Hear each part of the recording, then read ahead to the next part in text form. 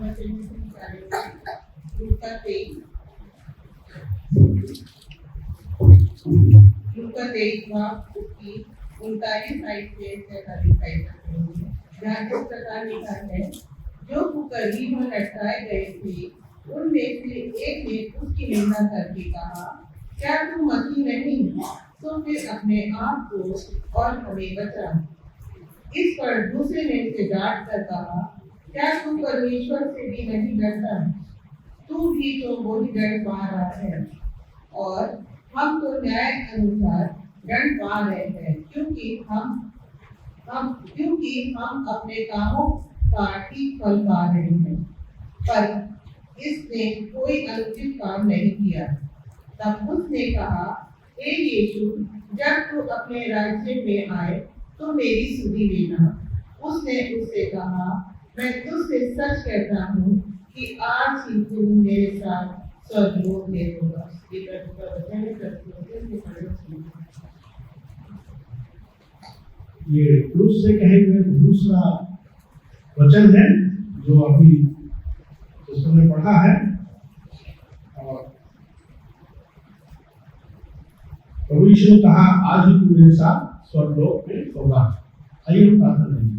धन्यवाद प्रभु यीशु आपकी दया के लिए और इस अनुग्रह के लिए जो आज का दिन तुमने कराया, तो महिमा अपनी बुद्धि को तेरे हाथ में सौंपता हूँ और प्रार्थना आप मेरी दया करें, मेरी जुबान को छुए और जो शब्द मेरे मुंह से करते हैं सब जोर से हो, सुनने वाले आशीषित हो और तेरी महिमा विश्वास करें।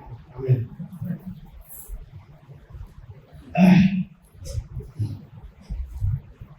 परमेश्वर का वचन जब प्रभु ने क्रूस पर दुख उठा रहे हैं, तो उनके साथ दो डाकू, जहाँ पे डाकू जब लिखा है, यहाँ लिखा है कुकर्मी, और मत्ती इंजील पढ़ेंगे तो वहां पर डाकू लिखा है, और मरकुस पढ़ेंगे तो वहां पे भी डाकू लिखा है, और यहाँ पे लिखा है कुकर्मी। तो डाकू कुकर्मी सभी काम करते हैं।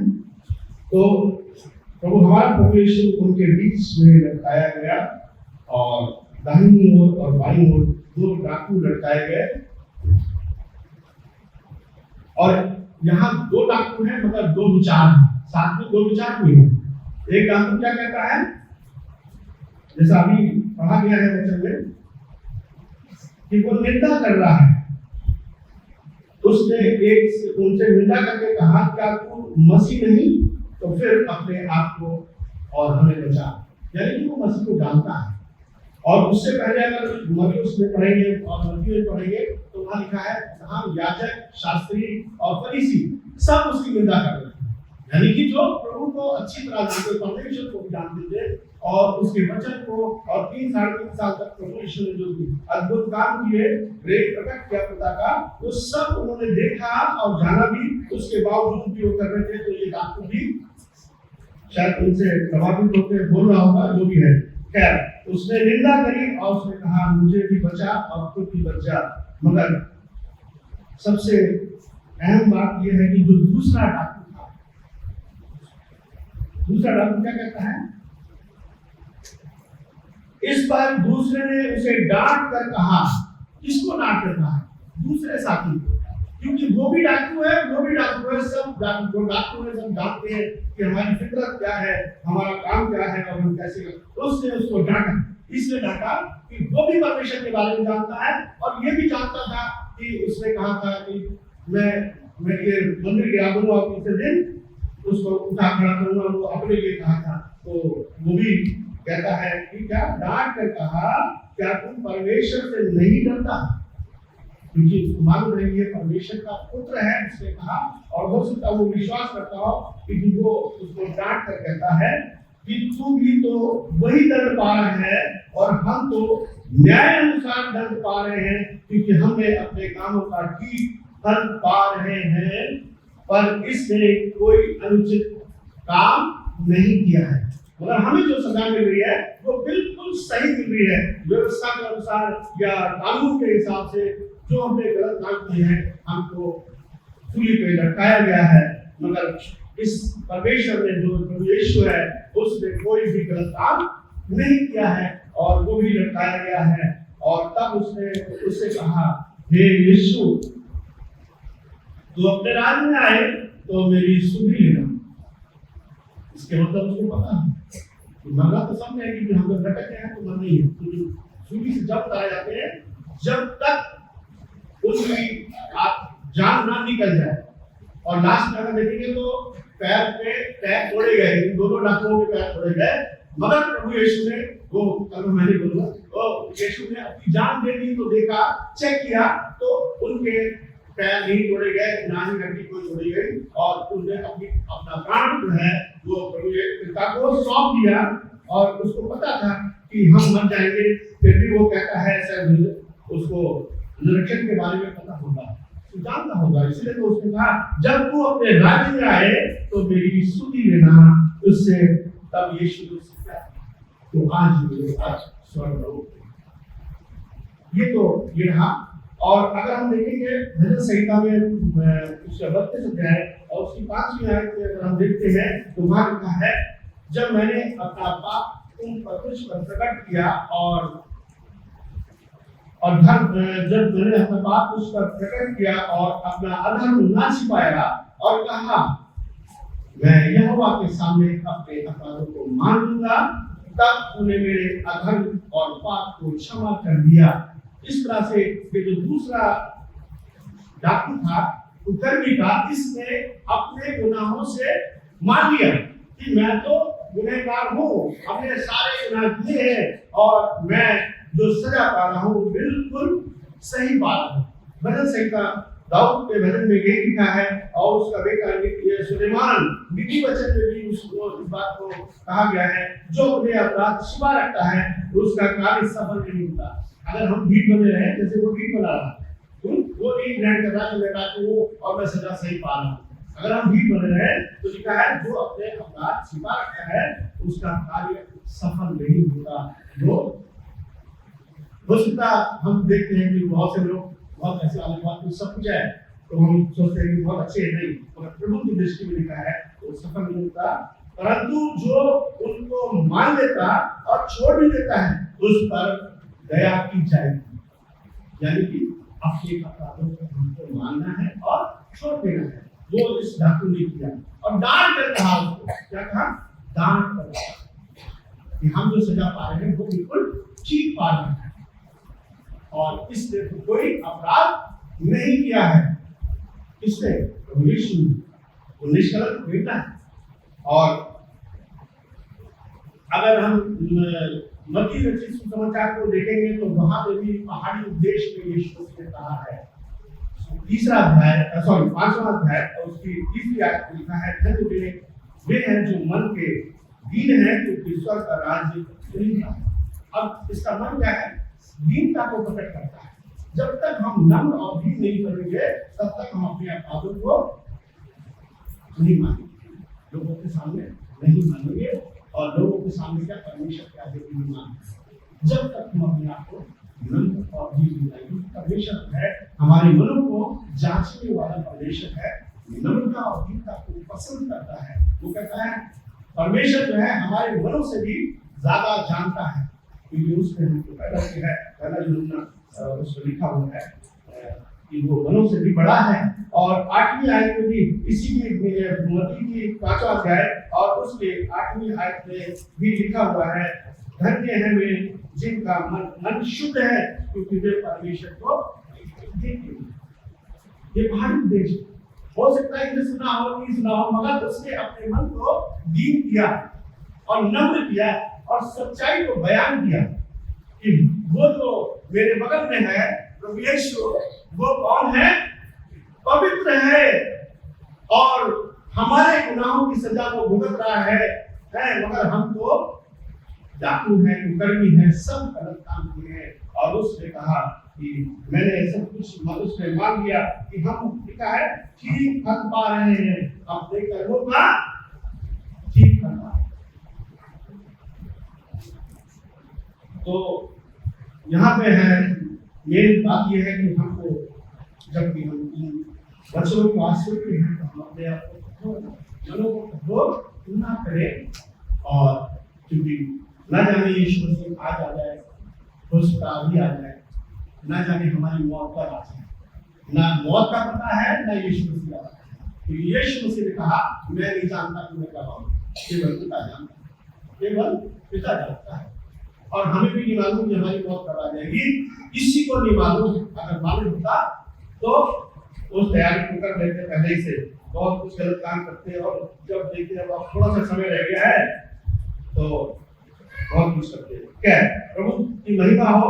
और भजन संहिता 34:6 में लिखा है, इस दीन जन ने पुकारा तब यहोवा ने सुन लिया और उसको उसके सब कष्टों से छुड़ा लिया। इस दीन जन ने कौन दीन?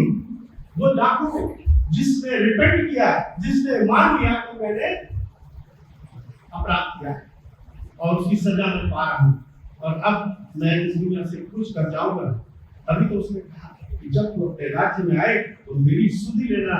और प्रभु यीशु ने कहा आज भी तू मेरे साथ स्वर्गलोक में होगा। प्रभु की महिमा हो। आज हमारे पास मौका है, नया नियम है, पुराना नियम भी है, सब कुछ है।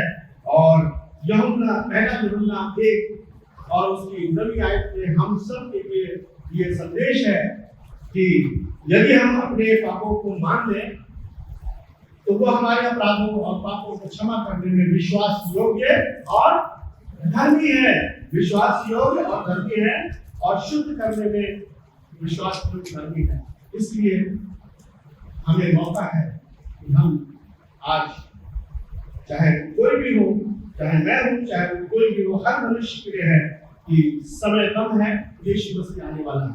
बहुत सी भविष्यवाणियां पूरी हो रही है, मैं उन पर नहीं चाहूंगा क्योंकि आज का दिन प्रभु ने पश्चाताप का ठहराया है। इसलिए उसने इन शब्दों को जो क्रूस पर भाई साहब ने क्या कहा, उसने क्रूस पर चढ़े हुए उन दुखों को वो सह रहा है। वो मम्मी और पापा को आवाज नहीं लगा रहा है। आज हमको जोर लग जाती तो हम अपने अजीजों को बुलाते हैं, अपने डॉक्टर को बुलाते हैं और मुझे दर्द को कम कर दे, इंजेक्शन लगा दे, या मम्मी को बुलाते हैं घर में होते हैं तो पापा को बुलाते हैं। मगर उसने 7 वचन कहे और वो वचन हम अपने हृदय में रख दें, बुद्धि में समान चलते फिरते उसको स्थान रखें। तो बिताव करता है, मैंने तेरे वचन को अपने हृदय में रख छोड़ा है ताकि तेरे पाप न सो प्रभु आप सबको बहुत आशीष दे, सबको जय मसीह। आइए हम प्रार्थना करेंगे। धन्यवाद प्रभु यीशु आपकी दया के लिए और इस अनुग्रह के लिए और खास तौर से छोटे से वचन के लिए जो दिया मैंने तेरे बच्चों में बांट दिया है प्रभु। बोले दे हर एक के हृदय को खोल, मनों को खोल ताकि हृदय में समाए और हृदय में लिखे जाए और लोग समझ जाए और तेरी महिमा हर एक की जीवन सके। यीशु मसीह के नाम से आमीन।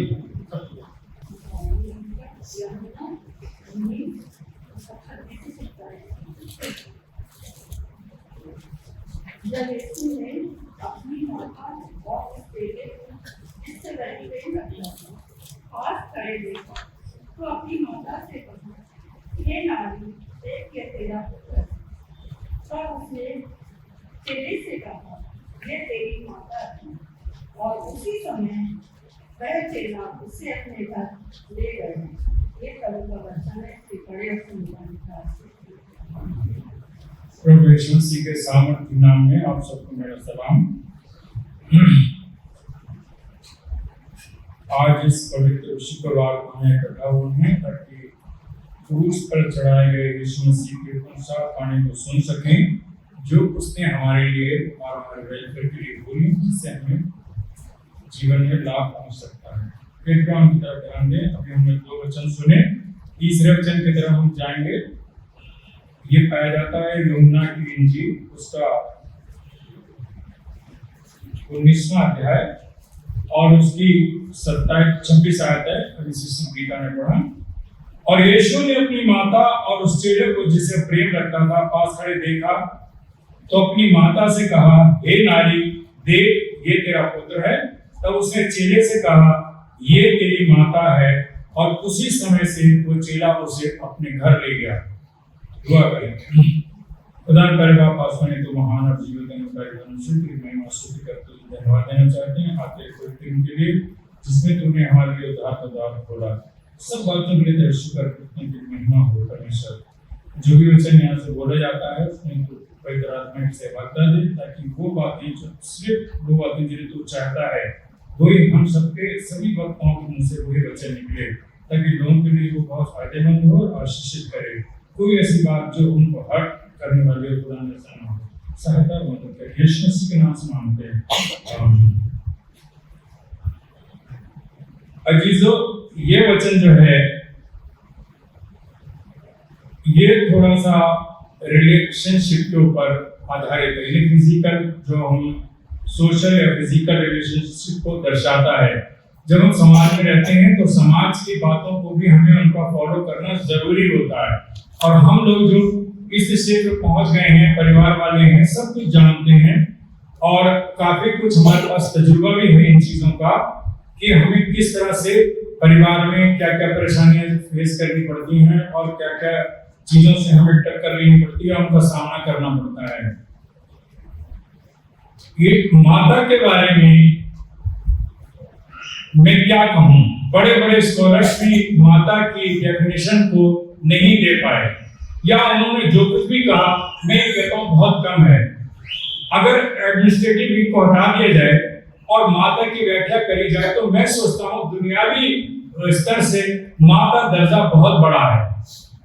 क्योंकि माँ जो है ऐसी चीज है कि वो अपने बच्चे के लिए सब कुछ करने के लिए तैयार होती है, सब कुछ कर सकती है और किया भी है। बहुत सी चीजें ऐसी हैं, बहुत से एग्जाम्पल ऐसे आपको मिल जाएंगे, चाहे वो बाइबल के हों या सोशल हों।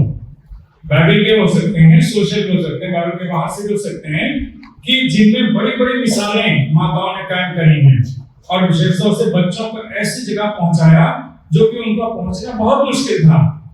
है, अगर माता का साथ ना होता तो वो वहां पर शायद वो लोग नहीं पहुंच पाते, नहीं उस टारगेट को अचीव कर पाते जो उनकी माता ने उनको पहुंचाने में हेल्प की।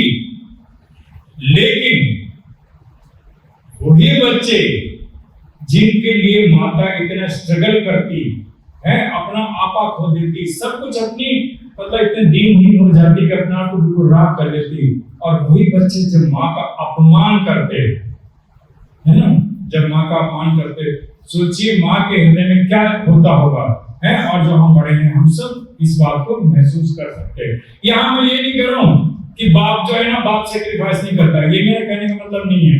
कृपया इस पे ध्यान दें, बाप भी जो है, बाप की भी एक अहम भूमिका है और बाप भी अपने जीवन को तिल तिल करके बच्चों के लिए जलाता है ना। ये और जो हम बाप हैं वो समझ सकते हैं इस बात को, पहुंच चुके हैं जो यहाँ पर, वो सब जानते हैं कि पिता भी बच्चों के लिए बहुत मेहनत करता है और बहुत कोशिश करता है। वो भी, अब मैं उसको क्या कहूँ, मतलब कि वो अपना आपा ही खो देता है, ना उसे रात की सुधी, ना दिन की सुधी, ना कपड़ों की सुधी, ना खाने की सुधी। सेम माँ, लेकिन उससे ज्यादा नहीं करती। माँ जो है बच्चे के लिए सब कुछ करने को तैयार रहती है और माँ का बहुत एक अहम रोल होता है बच्चे के लिए।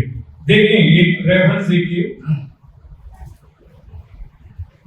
यशायाह 66 उसकी 13वीं आयत देखिए, यशायाह 66 उसकी 13वीं आयत देखें।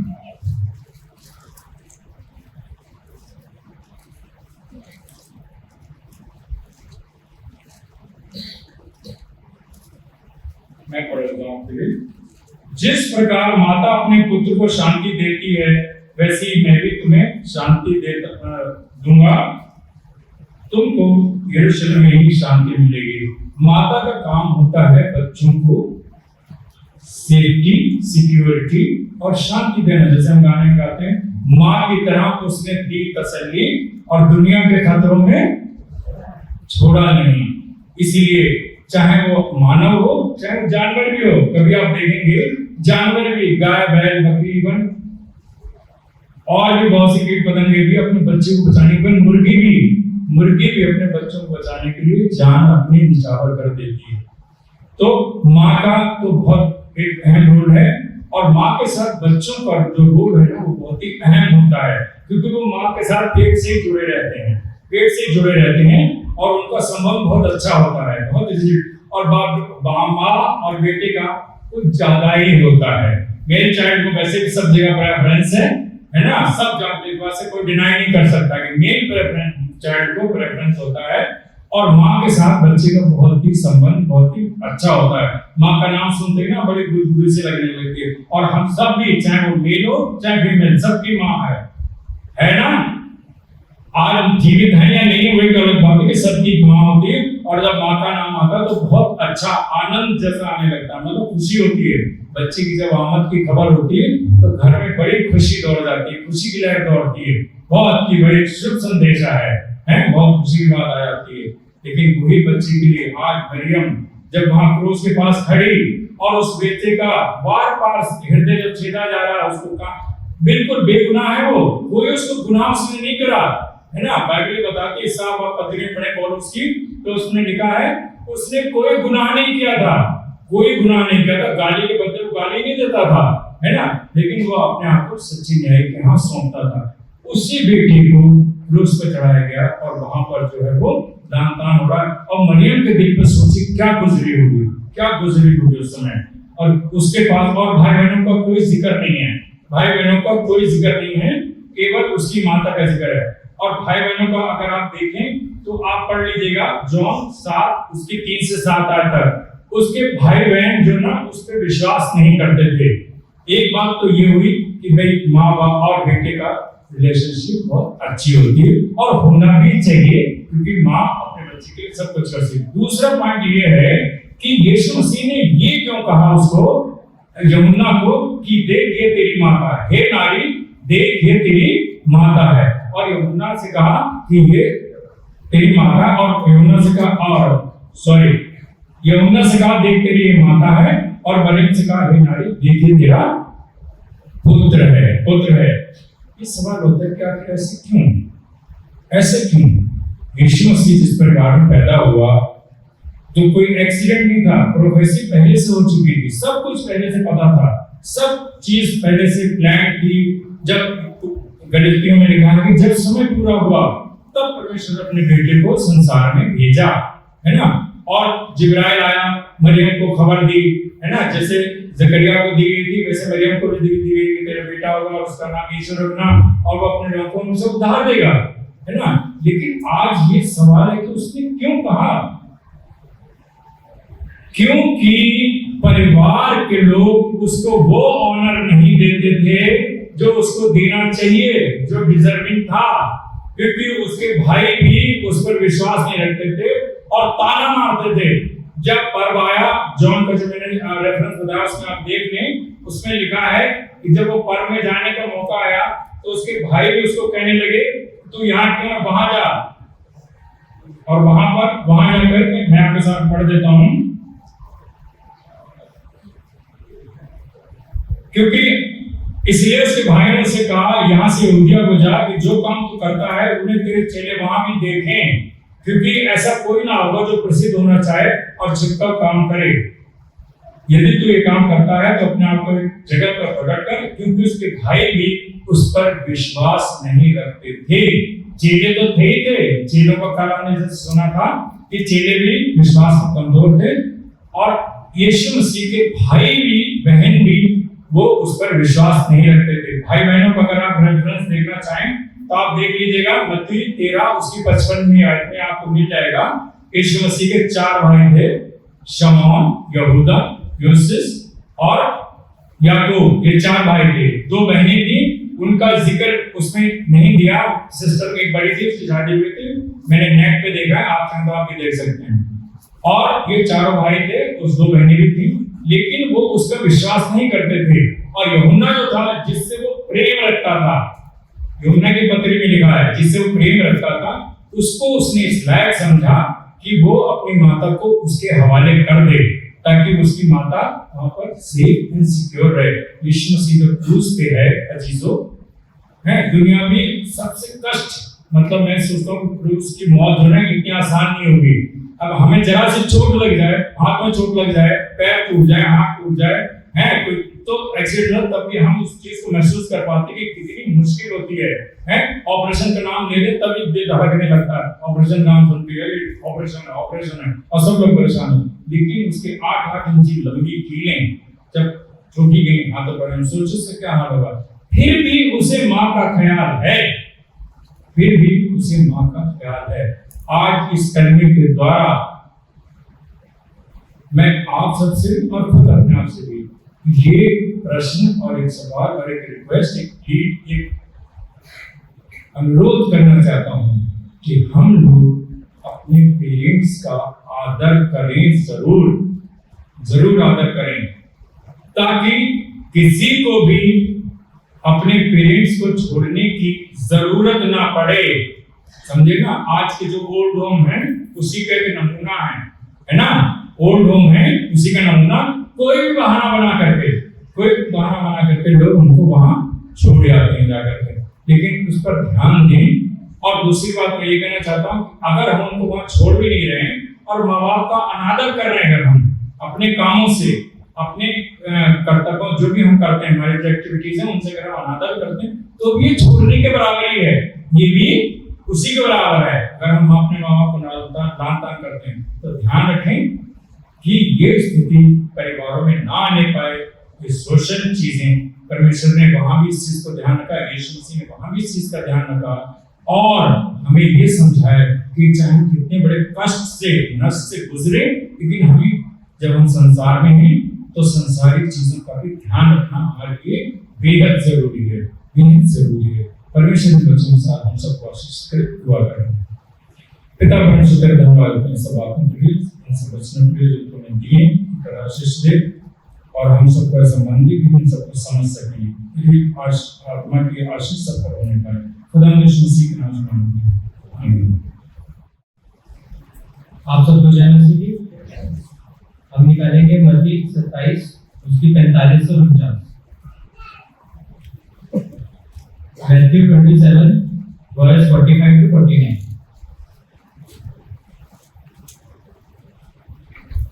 दोपहर से लेकर तीसरे पहर तक उस सारे देश में अंधेरा छाया रहा।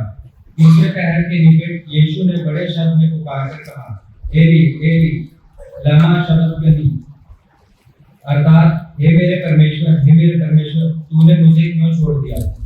जो वहां खड़े थे उनमें से कितनों ने यह सुनकर कहा, वह तो एलिया को पुकारता है। उनमें से एक तुरंत दौड़ा और स्पंज लेकर सिरके में डुबोया और सरकंडे पर रखकर उसे चुसाया। औरों ने कहा, रह जाओ, देख एलिया उसे बचाने आता है कि नहीं। ये परमेश्वर का वचन है, इसमें पढ़े सुने जाने के आशीषों आइए प्रार्थना करें।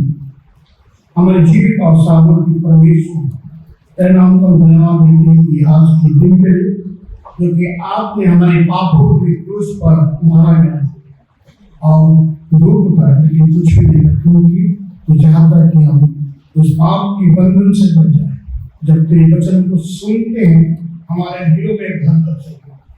हमारे जितने लोग हमारे बीच में बैठे हर एक की प्रार्थना सुन के उसको अपने दिल पर लगाए, मनन करे और तेरे पीछे चले जाए।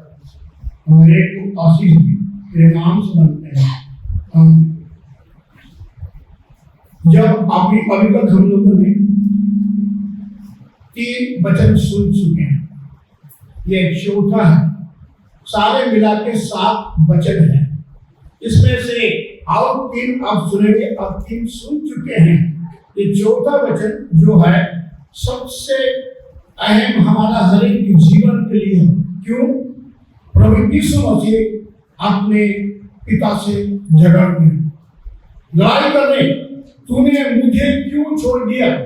जब हम सारे जीवन में अपने फैमिली लाइफ में देखते हैं, कोई भी अपने बाप से झगड़ता नहीं, अपने माँ से झगड़ते, मुझे ये चाहिए तो पापा को मुझे दिला देगा, मुझे ये चाहिए। अपने माँ से लड़ाई करते, अभी पढ़ा सुना, ये तेरी माता है। माता अपने बच्चों के लिए बहुत सब करना लगते हैं, लेकिन जब यहाँ पर प्रभु यीशु मसीह अपने पिता के साथ करके मुझे क्यों छोड़ दिया। जब एक चीज मैं बोलूँ आपको, आप अपने बच्चों को, बेटे जितने भी परेशान करते, जो कुछ करते हैं, पाप कहता तू मेरे बेटा नहीं आज से, तो मेरे सामने से निकल जा, कैसा लगेगा आपको? दुख लगेगा। लेकिन यहाँ पर जो है प्रभु यीशु मसीह अपने बाप के साथ लड़ाई क्यों करने की भजन संहिता 22 लिखानी थी। ये जो था भविष्यवाणी पूरा हो सके। जब प्रभु यीशु मसीह की जन्म के बारे में देखेंगे, सुसमाचार में क्या कहता है, देखो तुम्हारे लिए एक उद्धारकर्ता जन्मेगा जो तुम्हें उद्धार करेगा, पाप से बचाएगा। आज वो हमारे लिए क्रूस के ऊपर खड़े होकर अपने पिता से लड़ाई कर रहा है कि पिता तो मुझे क्यों छोड़ दिए। सबसे बड़ी चीज है पिता इसको क्यों छोड़ दिए, क्योंकि उसको जिस काम पे भेजा गया था वो उस काम को पूरा कर रहा था। क्या लिखा है, हम पढ़ते बच्चे में क्या लिखा है, देखो कि संसार की सारे पाप उठा के ले जाए। ये हमारा मेमना है। पुराने नियम में लोग क्या करते थे, मेमना को लेकर बलि करते थे, पाप स्वीकार करते थे। आज जितने लोग आज हमारे यहाँ में अभी यहाँ की हॉल के अंदर बैठे, चर्च के अंदर बैठे, आप लोगों ने कितने पापों की क्षमा मांगी, अपने जीवन को परमेश्वर को दिया है। आज आपके सामने होगा जैसे कि बाइबल में पहला यूहन्ना 1 में कहता है, तुम यदि अपने पापों को मान लो तो क्या करेगा, तुम्हें साफ करेगा। ऐसा कि पद अध्याय में कहता है, तुम्हारा पाप किस बंधन का भी हो, मैं क्या करूंगा, उसे बर्फ के लिए साफ करूंगा। आज हम वही परमेश्वर पिता का साथ लड़ाई कर रहे हैं।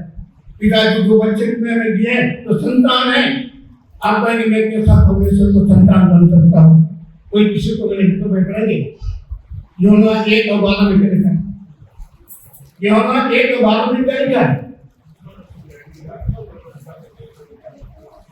संतान। आज हम सब क्या हैं, परमेश्वर की संतान।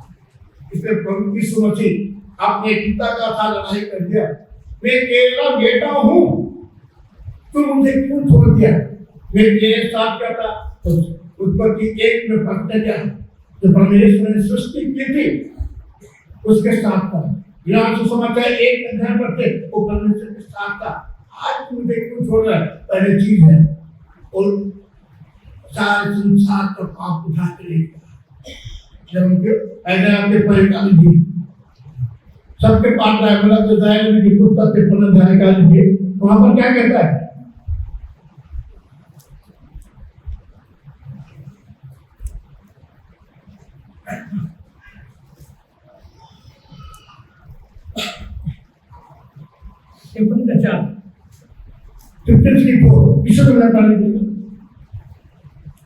निश्चय उसने हमारे लोगों को सह लिया, हमारे दुखों को पा लिया, क्योंकि हमने परमेश्वर का हमारा टूटा और पड़ा हुआ।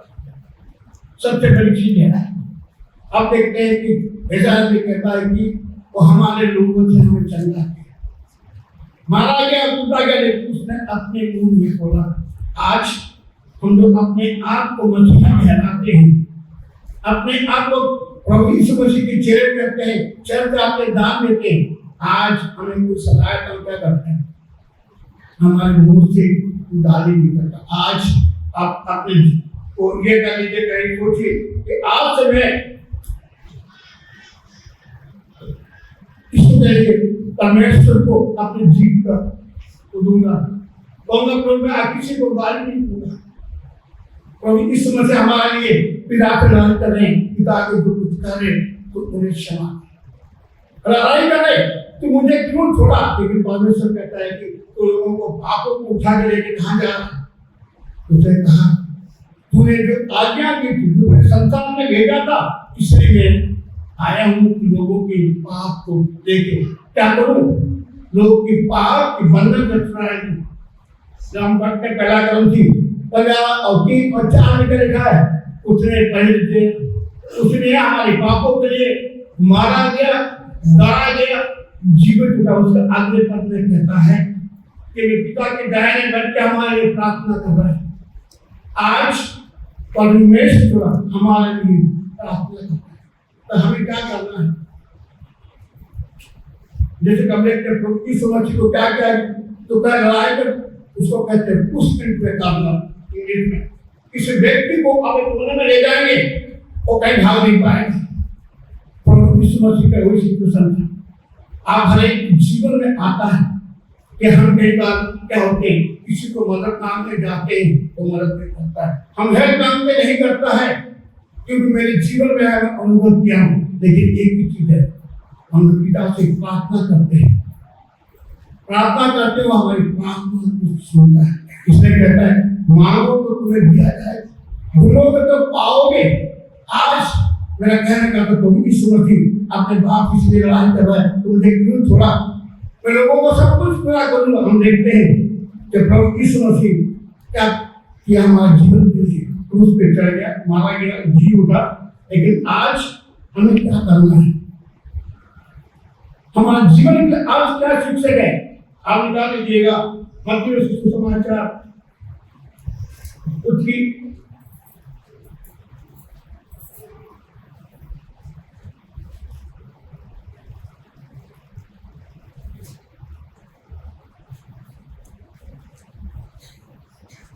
मत्ती 8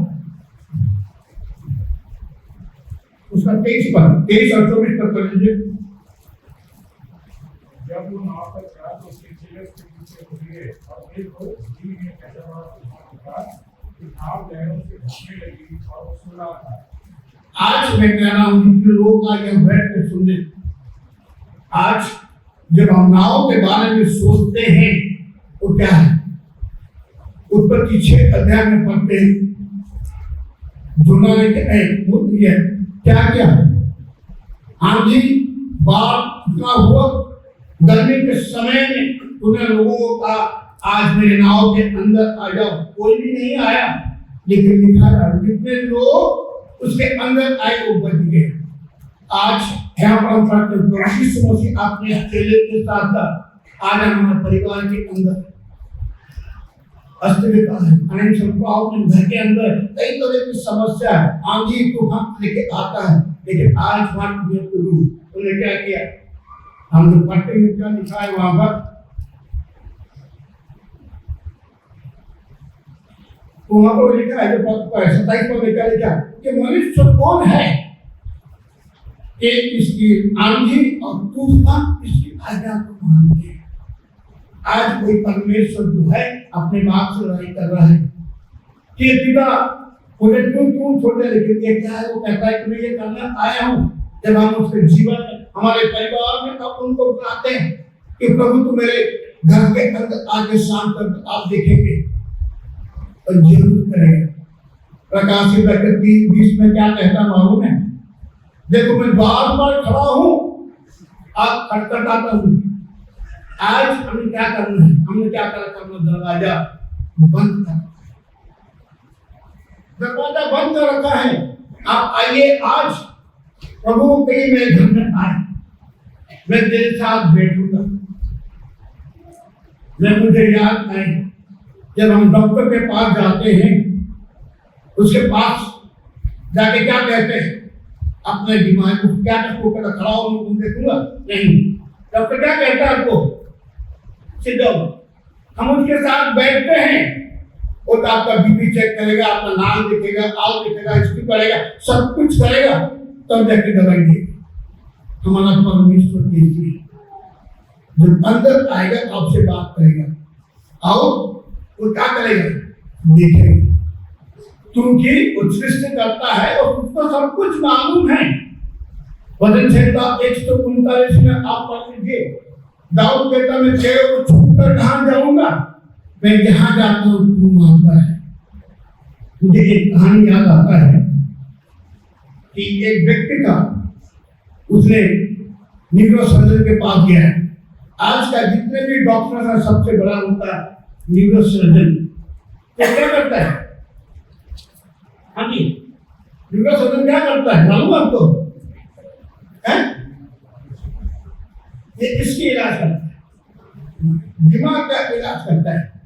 एक व्यक्ति न्यूरोसर्जन के पास गया, तो कौन था, प्रभु यीशु मसीह। प्रभु यीशु मसीह ने उसको कहा है, जब को कहा था, आज उसने कहा कि मैं तेरे दिमाग का ऑपरेशन करूंगा।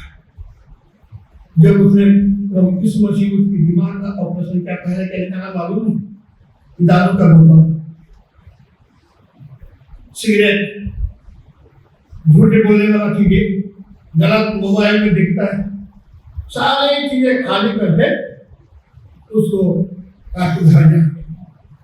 तब फिर दोबारा जब आया तो यीशु मसीह के पास, आज तेरे को कैसा लगता है, वो कहता है मुझे आज तो खुश लगता है, मैं खुश हूँ क्योंकि तेरे वचन को मेरे अपने हृदय में छुपा है। आज समय है हम अपने डॉक्टर साहब के पास जाए, यूनिवर्सिटी के पास, वो क्या करे, सब कुछ मालूम है, वो पिता से लड़ाई कर रहा है, हमारा ही नहीं, पिता ये जो कुछ करते उनको मालूम नहीं। आज हम क्या करें, अपने जीवन को दे दीजिए। जैसे कि हम पढ़ते हैं समाचार 15 अध्याय में एक बेटा था, तो क्या क्या मालूम है, 32 पद में 15 का वो लिखा है, वो कहा कि मैं इस गंदे जगह में नहीं रहूंगा। उसने उठा अपने बाप के पास गया। आज हमारा स्वर्गीय पिता हमारा इंतजार कर रहा है, हम कब जाएंगे। वो कहता है मेरे बच्चे सबको मैं जानता हूँ, मैं अपने नाम लिख रखा हूँ उनके हथेली में। जब उसने अपने बाप के पास जब उसके बाप ने क्या क्या मालूम है, अब उस कहानी को जो पढ़ते लिखा है, उसे 3 चीजें दी है। तो उसको अच्छे कपड़े दिए। हम अच्छे कपड़े कब पहनते हैं, जब हम खुशी होते हैं। लेकिन बाइबल में क्या है, प्रकाशित वाक्य में क्या है, तो उस दिन परमेश्वर भोर में आप उपस्थित होंगे, हमें सबको एक नया वस्त्र देगा। उसके बाद उसके हाथ में अंगूठी दिया। ये अंगूठी जो क्या है, अधिकार देता परमेश्वर कि तू मेरा है। जैसे पढ़ते हैं विरुद्ध के काम और 1 और 8 में कहता है कि तुम क्या पाओगे, शक्ति पाओगे और मेरे लिए गवाह बनोगे। आज हम जितने लोग आज यहाँ बैठे हैं, हम चाहते कि परमेश्वर से शक्ति पाए, असंभव को संभव करने वाले हो सके।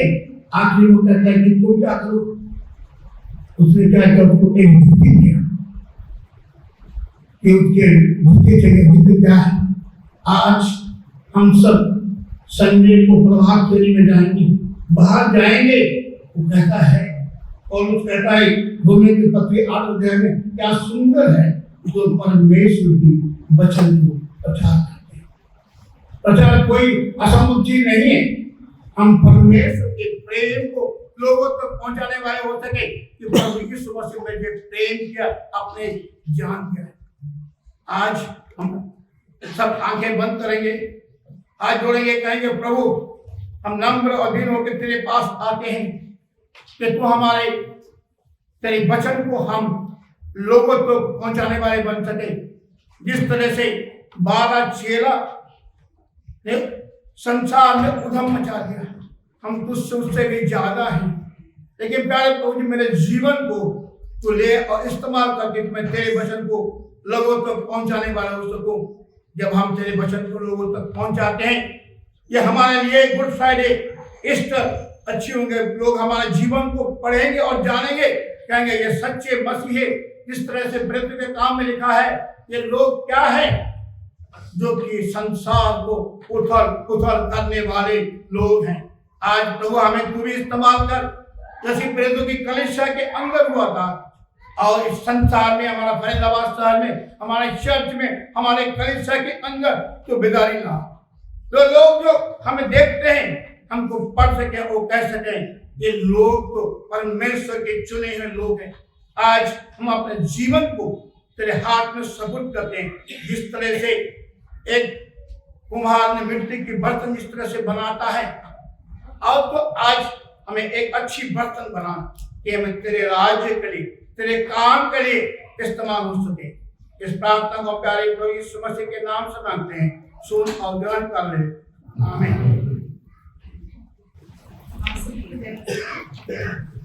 मैं आपके सामने पढ़ूंगी क्या 19 उसका 28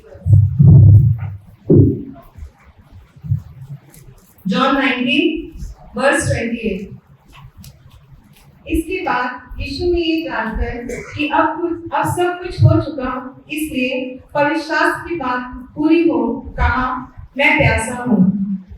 ये परमेश्वर का वचन है। परमेश्वर अपने वचन के पढ़े और सुनने पर आशीष दें।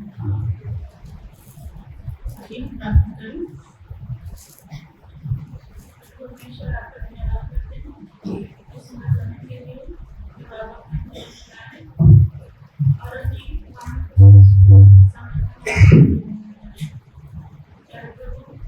जो भी कुछ आपका अपनी आत्मा के द्वारा बुलाना चाहते हैं, उसको बुलवाना और बख्शे के हर एक का हृदय उसको ग्रहण करने के बाद यीशु मसीह के नाम से मांगते हैं।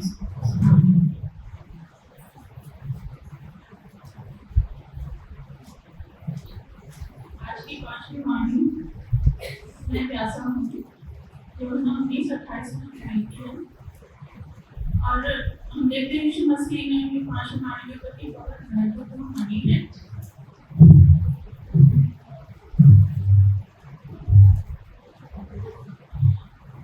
ये बहुत महत्वपूर्ण वाणी है क्योंकि ये अभी तक पूरी भी नहीं हुई है, प्रभु अभी तक भी प्यासे हैं। लेकिन हम देखते हैं कि ये प्यास सिर्फ यीशु मसीह की नहीं है, ये प्यास पिता परमेश्वर की भी है। और ये प्यास जल्दी से शुरू हो गई थी जैसे इनकी अनंत वाटिका से आगमन को निकलना पड़ा, जिस दिन की अनंत वाटिका का पाप इस संसार में आया। प्रभु चाहते हैं, उन्होंने तब से परमेश्वर पिता ने ये कोशिश करी, जानते थे, उन्होंने सृष्टि के पहले से ये इंतजाम कर रखा था कि अगर मनुष्य पाप में पड़ेगा तो उसको बचाया कैसे जाएगा। और यीशु मसीह ने कहा था कि मैं उन्हें बचाने के लिए जाऊंगा।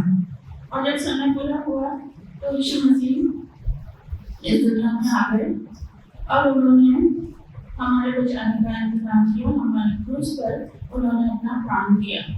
लेकिन जो प्यास पिता परमेश्वर की थी वो उनके साथ बनी रही और उसी को पूरा करने का मेन मकसद पिता था तो ये था कि पिता परमेश्वर की वो इच्छा इसमें उन्होंने मनुष्य को अपने स्वरूप में बनाया था और वो कुरूप हो गया था, वो वापस फिर से रेस्टोर किया जा सके, फिर से इंसान वैसा ही बन सके।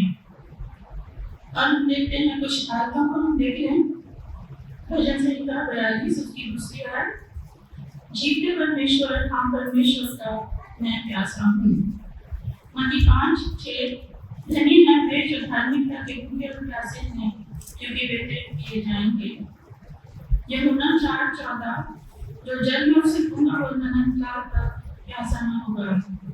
यूहन्ना 7:37 यदि कोई प्यासा हो तो मेरे पास आए और पिए।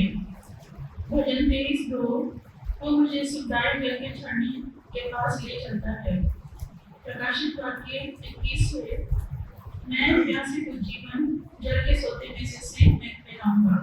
और प्रकाशित वाक्य 22:17 जो प्यासा को आए और जीवन के जल में से में ले।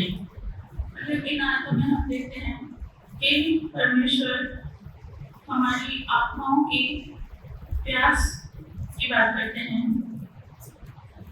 हमें वो जीवन जल देने की बात करते हैं और उनकी हमारे प्यास को बुझाने की, हमारे आत्मा की तृप्ति की बात करते हैं। आज हम इनको देखेंगे आगे चलकर किस तरह से कि पवित्र आत्मा ही हमारे लिए जीवन जल है जो हमको परमेश्वर ने दिया है और उसके द्वारा वो हमारी सारी जरूरतों को पूरा करते हैं, हमारी सारी आत्मिक जरूरतों को पूरा करते हैं। हमारा शरीर, मनुष्य का शरीर आत्मा और प्राण से मिलकर बना है और जो हमारा शरीर है वो तो हमारी दुनिया की बातों पर, सांसारिक बातों पर मन लगाता है जिसका मृत्यु होता है। लेकिन आत्मा जब पर मन लगाना जीवन और शांति होता है। रोमियो 8 उसकी 6 में हम देखते हैं परमेश्वर ने हमें सिखाया, परमेश्वर की इच्छा है कि मृत्यु से पार होकर हम अनंत जीवन पाएं और हमेशा हमेशा उनके साथ रहें। जब प्रभु यीशु मसीह संसार में आए उन्होंने आकर परमेश्वर से हमारा परिचय कराया। उन्होंने हमें बताया परमेश्वर प्रेम है और वो चाहते हैं, उन्होंने हमें परमेश्वर की वो सब इच्छाएं बताई जो परमेश्वर हमसे चाहते हैं।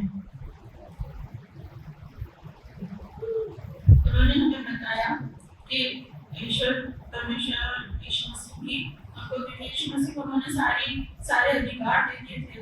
यीशु मसीह की पाप क्षमा करते थे, चंगाई देते थे, छुटकारा देते थे और वो हमारी शांति दाता हैं। शत्रुओं से प्रेम रखना, प्रभु की उपस्थिति में रहना, प्रार्थना करना, दान देना, उपवास करना, ये सारे वचन उन्होंने हमको सिखाए हैं। हमें प्रभु की प्रार्थना करना सिखाया, हमें क्षमा मांगना सिखाया जो कि बहुत जरूरी है, अभी हमने देखा। हर एक अच्छा वरदान और हर एक दान ऊपर ही से है और परमेश्वर की ओर से ही मिलता है। इसलिए हमें उन्होंने सिखाया कि हम जो भी कुछ मांगे परमेश्वर से यीशु मसीह के नाम से मांगे, और जब यीशु मसीह के नाम से हम कुछ नहीं मांगते हैं वो हमको मिलता है, चाहे हम पवित्र आत्मा ही ना मांगे। क्योंकि हम चाहे बड़े होकर अपने बच्चों को जब अच्छी चीजें देना चाहते हैं, परमेश्वर बताते हैं कि वो हमको क्यों नहीं अच्छी चीजें देंगे, वो अच्छी से अच्छी चीजें हमको देना चाहते हैं। और उन्होंने पवित्र आत्मा को इसीलिए रखा है कि वो हमारी अगुवाई करे, हमारी मदद करे और हमें हर उस रास्ते पर ले जाए जो परमेश्वर को पसंद है। हमें यीशु मसीह ने धन्यवादियां सिखाई, मन के दीन होना, पश्चाताप का शोक हमारे अंदर होना, नम्रता होना, धार्मिकता के प्रति प्यासे होना, दयावंत होना, मन शुद्ध रखना, प्रेम करने वाले होना, सदा से डटकर मुकाबला करना, निंदा और झूठ पे रोक सहना, क्योंकि इन सब बातों का स्वर्ग में बड़ा फल है। धन्यवादियों जब कि देखते हैं हर एक धन्यवादी के साथ एक ब्लेसिंग है, और हम देखते हैं कि वो हमें, अगर हम अपने जीवन में उसको लगाएं, हम उन पर चलें, तो हम एक मसीही सचमुच भी मसीह कहला सकते हैं। ये हमारे मसीहियों के लिए हमारे आंतरिक गुणों को दर्शाती है। यीशु मसीह ने परमेश्वर से प्रेम रखना सिखाया। उन्होंने हमें दो महत्वपूर्ण आज्ञाएं दी जो हमें मत्ती 23 उसकी 37 से 39 में मिलती हैं। तो प्रभु अपने परमेश्वर से अपने सारे मन, अपने सारे प्राण, अपनी सारी बुद्धि और अपनी सारी शक्ति से प्रेम रख, और दूसरी आज्ञा है अपने पड़ोसी से अपने समान प्रेम रख। क्योंकि परमेश्वर प्रेम है, उन्होंने प्रेम का ही संदेश सबको दिया है।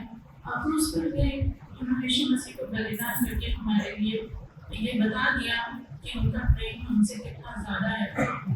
सोचिए, परमेश्वर ने जब मनुष्य को बनाया था अपनी शक्ल सूरत पे, और जब उनको निकालना पड़ा अदन की वाटिका से, उन्हें कितना दुख हुआ। पर परमेश्वर ने छोड़ नहीं दिया, हमेशा वो हमारे साथ बने रहे, हमें सिखाते रहे, कोशिश करते रहे कि इंसान समझ ले कि वो क्या चाहते हैं। परमेश्वर आत्मा है और वो चाहते हैं कि एक भजन करने वाले यानी हम लोग जो उनकी महिमा स्तुति करते हैं, आराधना करते हैं, हम आत्मा से और सच्चाई से उनकी आराधना करें। आराधना मीन्स हमको प्रार्थना करना है, विनती करना है, धन्यवाद देना है, परमेश्वर के बलिदान के लिए हर दिन हर पल धन्यवादी होना है। जब हम आत्मा में प्रार्थना करते हैं तो हम देखते हैं कि स्वर्ग को हम पृथ्वी के ऊपर ला सकते हैं, क्योंकि परमेश्वर अपने लोगों की आराधना में विराजमान रहते हैं।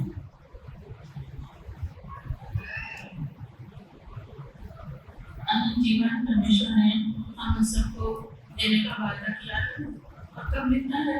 जब हम प्रभु यीशु मसीह पर विश्वास करते हैं। बहुत जरूरी है, अगर बिना विश्वास के हम प्रार्थना में आ रहे हैं, अपने रिचुअल्स कर रहे हैं, चले जा रहे हैं, भूल जाते हैं यहाँ से जाकर कि हमने क्या पढ़ा, क्या सुना था, तो प्रभु हमसे कुछ नहीं हो सकते।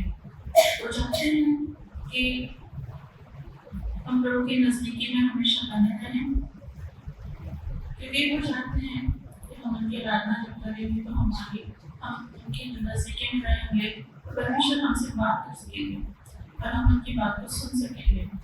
वचन पढ़ना हमारे लिए बहुत जरूरी है, क्योंकि वचन अमृत होता है। हमारे अंदर जो भी बुराइयां हों, कमजोरियां हों, वचन हमको दिखाता है कि हमारी कमियां हैं, उसको हमें सुधार देना है। परमेश्वर सबको अनंत जीवन देना चाहते हैं, ये उनकी प्यास है। और यीशु मसीह की प्यास की ये भी थी कि हर एक पापी न जान पाए, विश्वास पाए। प्रभु यीशु मसीह और परमेश्वर पर विश्वास करे। यीशु मसीह ने कहा जब वो संसार में थे उनका भोजन यही था कि वो परमेश्वर की इच्छा पर चले और उनके काम को पूरा करें। परमेश्वर की इच्छा यही थी कि हर एक विश्वासी, हर एक इंसान विश्वासी बन जाए, प्रभु यीशु मसीह के बलिदान पर विश्वास करे, परमेश्वर के प्रेम पर विश्वास करे और प्रभु की इच्छा को पूरा करें और उस तरह और उनका यीशु मसीह का काम ये था कि परमेश्वर के राज्य को वो संसार में स्थापित करें। हमें अपने आप को दीन करना है, नम्र करना है, तभी हम परमेश्वर की आवाज़ को सुन सकते हैं और दूसरों की सहायता कर सकते हैं। हर एक घटना परमेश्वर के आगे झुक जाए, यीशु मसीह की दुआ थी, प्रार्थना थी, इच्छा थी, चिंता थी और इसीलिए वो जब तक पर इस दुनिया में रहे उन्होंने हमें ये सब कुछ सिखाया। पहले यूहन्ना 4:15 में हम देखते हैं कि जो कोई ये मान लेता है कि यीशु परमेश्वर का पुत्र है, परमेश्वर उसमें बना रहता है और वो परमेश्वर में। यानी कि जब हम परमेश्वर पर विश्वास करते हैं, यीशु मसीह पर विश्वास करते हैं, हमारा मनुष्य मसीह यीशु में छिपा रहता है और क्योंकि मसीह यीशु परमेश्वर में छिपे हुए हैं, हम भी परमेश्वर में छिपे रहते हैं और इस तरह हम को परमेश्वर सारी दुष्ट की चालों से बचा कर रखते हैं और वो हमारा कुछ ध्यान नहीं पाता, वो हमको ढूंढ नहीं पाता, हम सांसारिकता से बचे रह सकते हैं। हमें से हरेक का उद्धार होना जरूरी है। हम परमेश्वर चाहते हैं कि हम अपने वस्त्रों को, यानी अपनी आत्मा के बातों को जो हमसे पाप के कारण रोग होते हैं, उनको यानी यीशु मसीह के लहू में धो लें ताकि वो श्वेत हो जाए, सफेद हो जाए और प्रभु की आशीष, प्रभु का उद्धार हमको मिले, पापों की क्षमा हमको मिले। परमेश्वर प्रभु यीशु मसीह से जब तक हम पापों की क्षमा नहीं मांगते, हम लोग धर्मी नहीं ठहराए जा सकते। प्रभु यीशु हमें उद्धार देते हैं, हमारे पापों को क्षमा करके अपनी धार्मिकता हमको देते हैं। इंसान अपनी धार्मिकता पर विश्वास न करे, लेकिन परमेश्वर की धार्मिकता पर और अनुग्रह पर विश्वास करे। अनुग्रह हम जानते हैं, जिसके हम लायक नहीं, उस लायक हमको परमेश्वर ने बनाया। जो क्रूस पर प्रभु ने अपनी जान दी, उसके द्वारा उन्होंने हमारे सब पापों को धो दिया। लेकिन आज एक बात समझने की है, अगर हमारा विश्वास प्रभु में नहीं है तो हम इस अनुग्रह से पीछे रह जाएंगे। यह हमारे लिए शाप की बात होगी। परमेश्वर चाहते हैं कि हम विश्वास करें, पक्का विश्वास करें प्रभु यीशु मसीह पर, और हमारा जब जीवन बदले तो हम आगे को दूसरों को भी बता सकें, दूसरों को भी समझा सकें, हम बचे हैं दूसरों को भी बचने में मदद कर सकें। और हम प्रभु यीशु मसीह पर विश्वास करते रहें, चलते रहें, क्योंकि उन्होंने हमारे लिए अपने प्राण दिए हैं। हमें अब उनके लिए जीना है, क्योंकि वो हमारे लिए बने हैं। परमेश्वर अगर हमारे सब पापों को उन्होंने क्षमा कर दिया है क्रूस पर, लेकिन बहुत जरूरी है कि हम इस अविश्वास से बच के रहें, क्योंकि जब हम विश्वास करते हैं प्रभु पर, हमें डर के आगे से मुक्त करते हैं। डर को जो हमें आगे नहीं ठहराया था हमारे पापों के लिए, हमारी आत्मिक मृत्यु, लेकिन प्रभु ने उसको कैंसिल किया है और विश्वास में मजबूत रहने के लिए हमारी मदद करते हैं।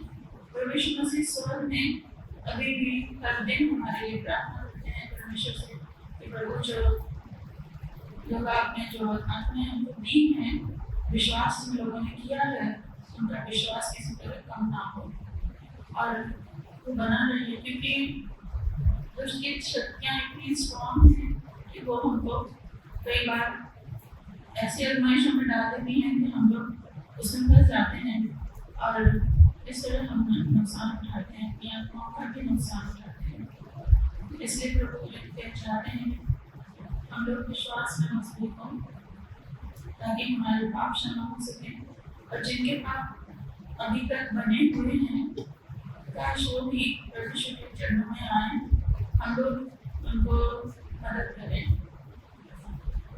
यीशु मसीह ने कहा जब न्याय होगा तब बहुत सी बातें हमसे पूछी जाएंगी। मैं भूखा था, तुमने मुझे खाना खिलाया, मैं प्यासा था, तुमने मुझे पानी पिलाया।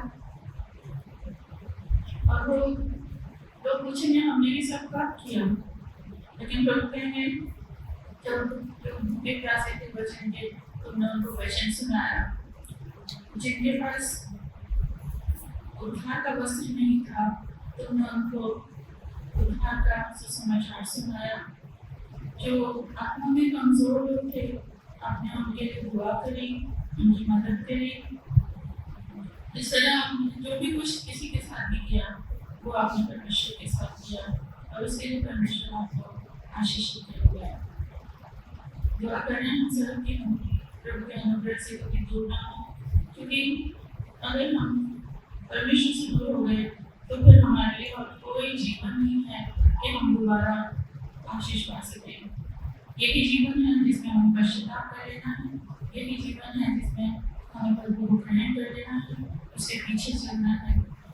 चॉइस हमारी है, प्रभु ने हमारे लिए दोनों रास्ते खुले रखे हैं, अनंत जीवन का और अनंत मृत्यु का। चुनना हमको है कि हम क्या करना चाहते हैं। जिसके पास परमेश्वर का पुत्र है उसके पास जीवन है, और जिसके पास परमेश्वर का पुत्र नहीं उसके पास जीवन नहीं। पहला यूहन्ना उसकी 4 अध्याय की बात में आए, यानी कि हमारी आत्माएं जैसे मरी हुई हैं, हम वचन तो सुनते हैं लेकिन उसको ग्रहण नहीं करते। प्रभु ये चाहते हैं कि हम दिल से गहराई से प्रभु से माफी मांगे, प्रभु के नजदीक में आ जाए और अपनी आत्माओं के लिए नया जीवन पालें। कम समय आ गया है कि करीब 2000 सालों से प्रभु यीशु मसीह का जो प्रचार हो रहा है, वचन बताता है कि अब ऐसा है कि अब मृतक लोग भी परमेश्वर के पुत्र का शब्द सुनेंगे और जिएंगे। हालेलुया। ये करने का हाथ है, परमेश्वर ने सब का इंतजाम हमारे लिए पहले से करके रखा है कि हम अनंत जीवन पाएं, और वह अनंत जीवन प्रभु यीशु मसीह में है। प्रभु यीशु मसीह के अधिकार में परमेश्वर ने सब कुछ रख दिया है, सारे अधिकार रख दिए हैं, जीवन देने का, न्याय करने का, पाप क्षमा करने का, चुनाई देने का, सब कुछ। इसलिए हमें प्रभु यीशु मसीह पर पूरा विश्वास करना है। पहला कुरिन्थियों 11:26 में हम देखते हैं कि जब हम प्रभु को लेते हैं तो हम प्रभु यीशु की मृत्यु का प्रचार करते हैं जब तक वो ना आए। इसलिए हमें दिल से इस प्रभु को छू लेना चाहिए, इसका आदर हमें हमेशा करना चाहिए। हम प्रभु हम सबको बुला रहे हैं, वो चाहते हैं कि हम प्रभु की सेवा के लिए आगे आए, गवाही देने से शर्माएं नहीं। ये परमेश्वर की प्यास है कि हम लोग सब हर एक मनुष्य उसके पुत्र के स्वरूप में बन जाएं, और यीशु मसीह की प्यास है कि हर एक आत्मा बचाई जाए, हर एक मनुष्य मन मिलाए और पापों नाश होने से बच जाए, पापों से बच जाए। तो हमारी भी प्यास होनी चाहिए, जैसा भी हमने भजन 42 में पढ़ा, पहली दूसरी आयत में देखते हैं कि जैसे रेडी पानी में चल के हाँफती है, प्रभु मैं तेरे लिए हाँफता हूँ। जीवते ईश्वर का, हाँ मैं जीवते ईश्वर का प्यास हूँ। हमें से हर एक को जीवते परमेश्वर के लिए प्यासे होना है, उसकी प्यास को बुझाना है। और हमें हमारे क्योंकि हम कमजोर हैं, हमारी सहायता के लिए पवित्र आत्मा को दिया है कि वो हमारी मदद करते हैं, हमको सिखाने के लिए, हमारे लिए प्रार्थना करने के लिए और पवित्र आत्मा को दूसरे लोगों के लिए परमेश्वर की इच्छा के अनुसार प्रार्थना करते हैं, विनती करते हैं ताकि हमारी प्रार्थनाएं परमेश्वर के पास पहुंच सके। अगर हम सबको प्रार्थना कर लीजिए कि प्रभु हमें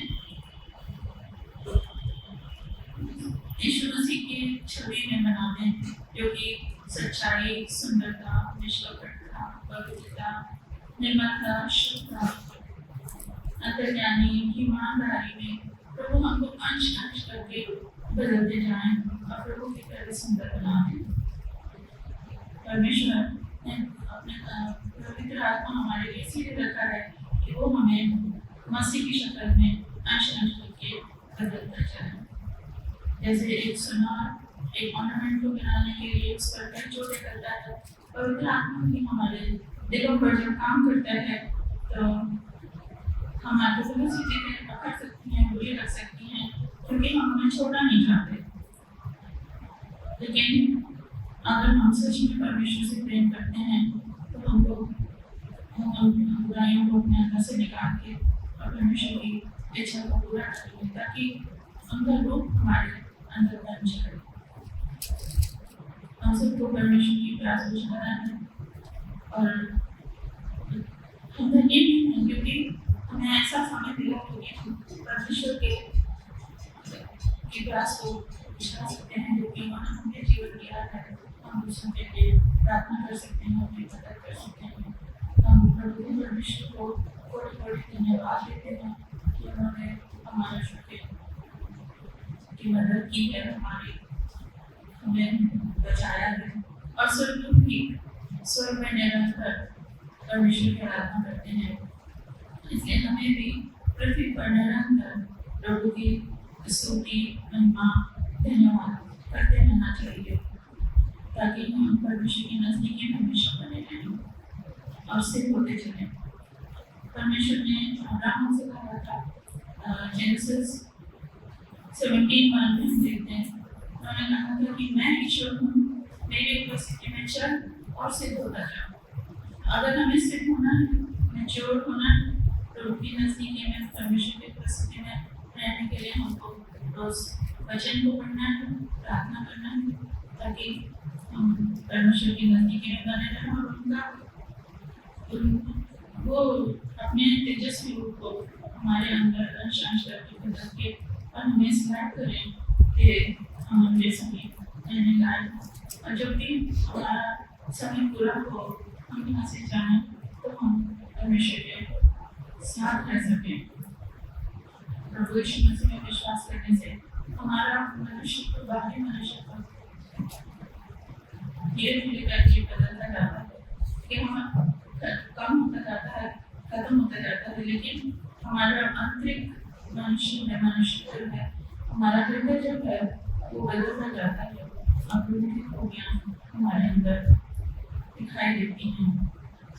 पवित्र आत्मा एक सामर्थ्य है जो परमेश्वर के पुत्र को मनुष्य का पुत्र बना सकता है। वही पवित्र आत्मा का सामर्थ्य है, हम मनुष्य के पुत्र को वो अपना पुत्र बना सकता है। इसलिए आज से हम प्रण करें, प्रार्थना करें कि प्रभु की प्यास बुझाने के लिए हम भी सहायता करें, जिस भी तरह से, जिस भी लेवल पे वो हमें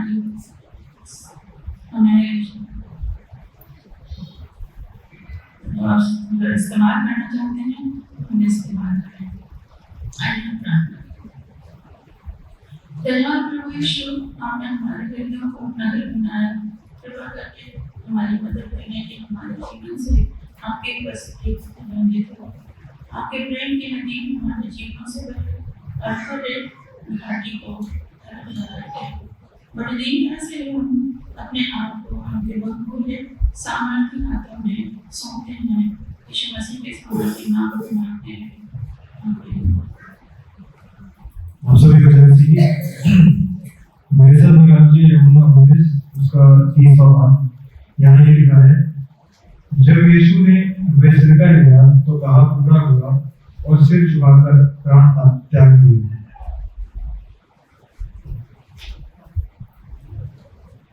क्रूस पर प्रभु यीशु के द्वारा बोले गए इस छठे कंधे को जब हम देखते हैं तो हमारे मन में यही प्रश्न उठता है कि प्रभु यीशु मसीह किस प्रकार से उस सूली पे दुख में, तकलीफ में आज भी हमारे दिलों में जिंदा है।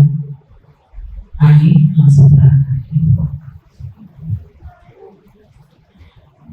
धन्यवाद देते हैं पिता परमेश्वर आपके इस सुंदर दिन के लिए, जब आपने हम इस लायक समझा कि हम आपके उस वचन को जो क्रूस के द्वारा बोले गए उन पर मनन कर सकें, अध्ययन कर सकें और आपस में उस वचन को एक दूसरे के साथ बांट सकें। पिता, अपने पवित्र आत्मा के द्वारा, अपने सामर्थ के द्वारा आप हमारे मुंह को अपने वचन से पवित्र आत्मा के द्वारा भर दें, ताकि जो कुछ भी हम बोले वो हमारी ओर से नहीं पिता परमेश्वर लेकिन आपकी ओर से। आमीन। जैसा कि हमने अभी 5वें वचन में देखा कि जब प्रभु को प्यास लगी तो उन्होंने कहा मैं प्यासा हूँ। इसके बारे में जब हम ऑलरेडी सुन चुके हैं, जो लिखा गया था यूहन्ना 19 उसकी 28वीं और 29 आयत में कि उनको प्यास लगी और उन्होंने कहा मैं प्यासा हूँ। उसी के बाद हम इस बात पे अध्ययन करते हैं कि यीशु मसीह प्यासे हैं और जब उनको वो सिरका दिया गया तब हम इस वचन के द्वारा देखते हैं कि हम ना 19-30 जो भी पढ़ा गया, मैं दोबारा नहीं पढ़ूंगी ताकि समय बर्बाद ना हो। जब यीशु ने सिरका लिया और कहा पूरा हुआ, तो हम ये देखते हैं कि वो क्या क्या चीजें थी जो पूरी हुई। पूरा होने का मतलब है कंप्लीट होना, वो चीज जो प्रभु जी ने अपने जीवन कार्य में पूरी करी। हम इस समय 2 बातों को मुख्य रूप से देखते हैं। सबसे पहली कि ऐसा क्या था जो पूरा हुआ और वो कौन कौन सी बातें थी जो प्रभु यीशु ने अपने जीवन कार्य में, जो 3-3.5 साल का उनका वो कार्य था, उसमें उन्होंने उसको पूरा किया। आइए हम इन बातों में थोड़ा अध्ययन करते हैं। सबसे पहले वो बात क्या थी? वो थी वो भविष्यवाणी जो यशायाह भविष्यवक्ता के द्वारा कही गई थी कि वो एक पुत्र जनेगी, जो कि लिखा है मत्ती 1 उसकी 21वें आयत में कि वो एक पुत्र जनेगी और तू उसका नाम यीशु रखना, क्योंकि वह अपने लोगों का उद्धार करेगा। ये शब्द प्रभु के दूत के द्वारा यूसुफ से कहे गए थे, उस पिता से जिसके घर में वो बालक जन्म लेने वाला था। ये भविष्यवाणी बहुत साल पहले इसलिए हुई थी ताकि वो बात पूरी हो जो परमेश्वर चाहते थे। उन्होंने स्वर्ग से अपने उस बेटे को इस जमीन पर उतार दिया ताकि हम नजात पा सके। जैसे कि यूहन्ना 3:16 में लिखा है कि जगत से उसने ऐसा प्रेम किया कि उसने अपने उस इकलौते पुत्र को दे दिया ताकि जो कोई उस पर विश्वास करे वो नाश ना बल्कि अनंत जीवन पाए। ये थी वो बात जो सबसे पहले पूरी हुई। अब कुछ बातें हैं जो यीशु मसीह ने पूरी करी, जिनको हम देखते हैं कि लिखा गया था कि ये भविष्यवाणी परमेश्वर के उस पुत्र के द्वारा पूरी हुई, क्योंकि परमेश्वर के पुत्र ने जब जन्म लिया तो उनका एक मिशन था। वो एक मिशन पे आए थे पूरी तैयारी के साथ। वो परमेश्वर के पुत्र थे, उनको पता था कि ये जीवन कार्य इतना आसान नहीं है, बहुत सारी मुसीबतों का सामना करना पड़ेगा और उन क्या क्या चीजों को उनको पूरा करना था जो कि ये मिशन पूरा करने में कामयाब हो सके।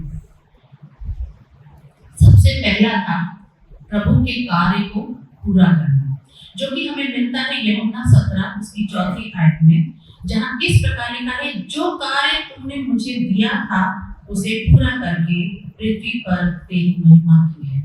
प्रभु ने अपने पिता के कार्य को पूरा करके उस परमेश्वर की महिमा की है जिसने ये सृष्टि बनाई, कंप्लीट किया पूरे डेडिकेशन के साथ, पूरी उन योजनाओं के साथ जो परमेश्वर ने उनको दिया था। जैसे कि हम सब जानते हैं क्राइस्ट एक मिशन पे आए थे, हमने सब ने देखी है पैशन ऑफ क्राइस्ट, वो एक मिशन ऑफ क्राइस्ट था। प्रभु का मिशन जब पूरा हुआ तब उन्होंने अपने दूसरे हम बात को देखते हैं, उन्होंने अपने पिता की इच्छा को पूरा किया। अब उस पिता की इच्छा को पूरा करने के लिए जब हम दूसरे अध्याय को देखते हैं, वो हमें मिलता है यूहन्ना 6 उसकी 38वीं आयत में, जहाँ इस प्रकार से लिखा है, क्योंकि मैं अपनी इच्छा नहीं वरन अपने भेजने वाले की इच्छा को पूरा करने आया हूँ। मतलब वो अपनी इच्छा से नहीं आए थे इस धरती पे, इस पृथ्वी पर जो परमेश्वर ने बनाई थी, उस परमेश्वर की इच्छा को पूरा करने, उस कार्य को पूरा करने आए थे। और जैसे कि आप सब जानते हैं कि वो परमेश्वर के पुत्र थे, तो परमेश्वर का सिंहासन तो स्वर्ग में है। वो स्वर्ग के सिंहासन को छोड़कर जमीन पर आए थे सिर्फ हमारे पापों के लिए, हमें क्षमा दिलवाने के लिए, हमें नजात दिलवाने के लिए। यहाँ पर यीशु एक आज्ञाकारी पुत्र के समान हमें दिखाई देते हैं। जैसे कि हम सब जानते हैं कि जब हम अपने बच्चों से कहते हैं तो वो उसको ओबे करते हैं, तो हम कितने खुश हो जाते हैं। हम खुश होते हैं कि हमारे बच्चों ने हमारा कहना माना। ऐसे ही यीशु मसीह ने क्रूस पर अपनी जान देकर अपने पिता की इच्छा को पूरा किया। वो सब जानते थे कि उनके साथ कब क्या होने वाला है, लेकिन एक अच्छे पुत्र के समान वो आज्ञा को मानते चले गए। तीसरी बात हम देखते हैं कि वो खोए को ढूंढने आए थे। खोए को ढूंढने नहीं आए थे। हम सब खोए में हैं अपनी अपनी जिंदगियों में, अपने अपने कामों में, जिम्मेदारियों में, लेकिन प्रभु यीशु मसीह उन खोई हुई भेड़ को ढूंढने आए थे ताकि उनकी कोई भी भेड़ गड्ढे में ना गिरे। जब हम परेशानी में होते हैं, तकलीफ में होते हैं, तो हम ये सोचते हैं कि काश कोई आए और हमें बचा ले। हमारा प्रभु यीशु मसीह हमें ढूंढने और बचाने के लिए आए थे। आज वो उस सलीब पर बेसहाय, बिल्कुल उस सलीब पे अपने जान देने पर है। अभी हम आगे भी देखेंगे कि किस साथ के कलमे में किस प्रकार से वो आगे बढ़ते हैं। लेकिन हम सब जो यहाँ बैठे हैं, मेरी गुजारिश है आप लोग से कि आप आज इस अपने दिल में प्रभु यीशु मसीह को महसूस करें कि आज भी वो उस सलीब पे हैं और अब हमारे गुनाहों के उस बोझ को उठा रहे हैं। क्या हम अपने जीवन से चाहते हैं कि हम हर बार उसको सूली पे चढ़ाएं, हर बार वो उस दुख से गुजरे? हम नहीं चाहते। वो पुत्र जो अपने पिता की उस इच्छा को पूरा करके कोई भी भेड़ को ढूंढने और उन्हें बचाने आया है। क्या हम कोई भी भेड़े नहीं है? हम कोई भी भेड़े हैं। जब हमें हमारा पिता ढूंढ रहा है तो हमारा कर्तव्य बनता है कि हम वचन को पढ़ें, वचन के साथ लगे रहें, उसके साथ उन आशीषों के साथ जुड़े रहें, ताकि वो हमें ढूंढते ढूंढते वो हमें जब ढूंढ रहा है तो हम उसे मिल जाएं। और हम तभी मिलेंगे जब परमेश्वर के पुत्र यीशु मसीह हमें ढूंढेंगे और वचन में हमें पाएंगे। जब वो ढूंढेंगे तो जानेंगे कि हाँ, मेरा बेटा बेटी मेरे लिए बैठा है वचन को लेकर, तब वो हमसे बात करेंगे। इसी प्रकार लिखा है ये लूका में, क्योंकि मनुष्य का पुत्र खोए को ढूंढने और उनका उद्धार करने आया है। आइए आज हम अपने पिता को मिल जाए।